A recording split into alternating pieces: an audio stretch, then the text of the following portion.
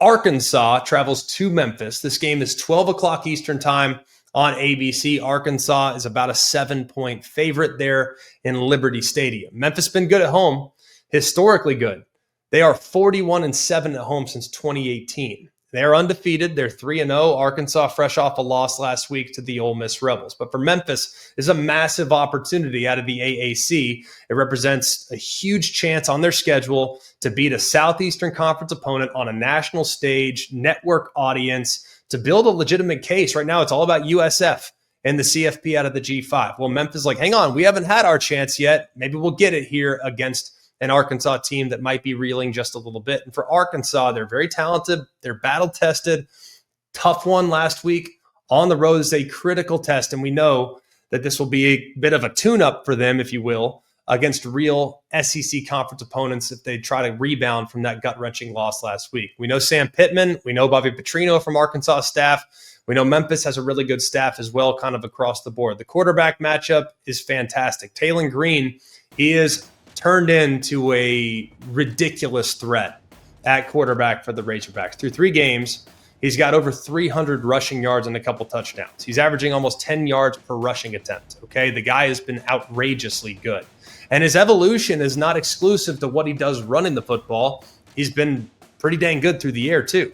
Thrown for 866, 11 touchdowns, just 2 picks. He is currently leading the country in total offense with nearly 1,200 yards. Memphis's Brandon Lewis is 55, 75, 608, 190. And when you watch this young man, he's pretty dang good. Like, I don't think enough people know about Brandon Lewis, but I think when you watch this weekend, you'll be impressed with what you see. Question 1, can Arkansas establish the run? They're 4th in total offense. We know that. They're 5th in scoring.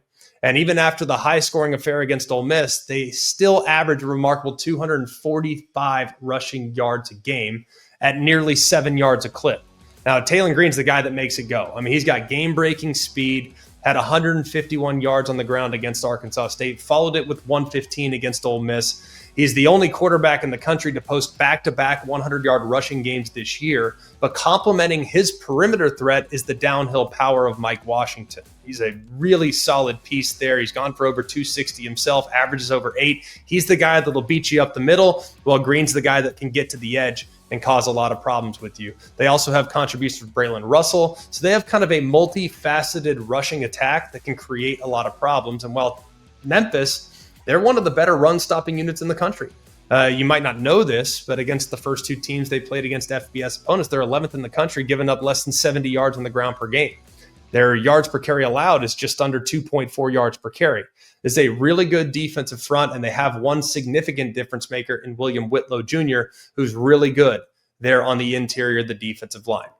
Question 2, can Memphis get Arkansas off schedule? Arkansas's entire ecosystem is predicated on staying on schedule. They got to gain 4 more yards on first down to create manageable second down and third down situations. If they can kind of impose their will and average more than 4 yards a carry on first down, they'll control the clock. It will wear down Memphis's defense, and they're one of their best third down conversion rates in the country will come to the forefront. Question 3, can Memphis run the ball and shorten the game? Look, this offense led by Ryan Silverfield, who's rooted in the O-line, we know their identity. They're methodical, efficient, and they're really committed to the run game. They run the ball 56% of the time. It's one of the higher marks in college football. So Brendan Lewis, their quarterback, he can contribute. Sutton Smith, their running back, he can contribute.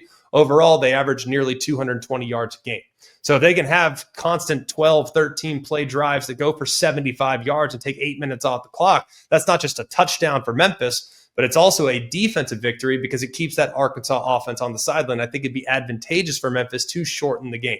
Question 4, how will Arkansas's passing attack fare against Memphis' secondary?